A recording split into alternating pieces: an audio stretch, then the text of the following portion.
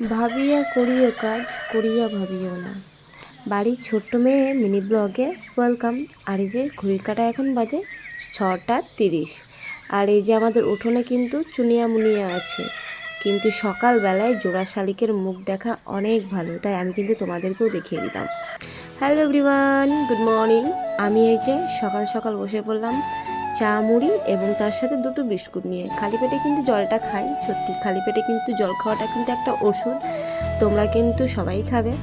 আর আমি কিন্তু একটু না হলেও কিছুটা হলেও কিন্তু খাই। আমি যেহেতু হাফ লিটারও খেতে পারি না, আমি কিছুটা হলেও খাই। তো সকাল সকাল আমি এই যে চা বিস্কুটটার সাথে মুড়ি নিয়ে বসে পড়েছি। আর আমার মতন কে কে একসাথে দুটো জিনিস খেতে ভালোবাসো?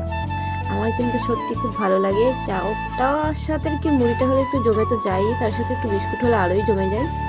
তো আমি কিন্তু সকাল সকাল এই যে খেয়ে নিলাম। তারপর এইদিকে কিন্তু আমার শাশুড়ি মা রান্না করছে। আর আমাদের কিন্তু এখন গ্যাসটা শেষ হয়ে গেছে, তাই এখন উনুনেই রান্না করছে। আর রবিবার মানে কিন্তু কোনো কথা হবে না, মাংস ভাত বাঙালি। চলো, আমার এই মর্নিং থেকে আফটারনুন ব্লগটা কেমন লাগলো তোমরা অবশ্যই জানাবে। টাটা।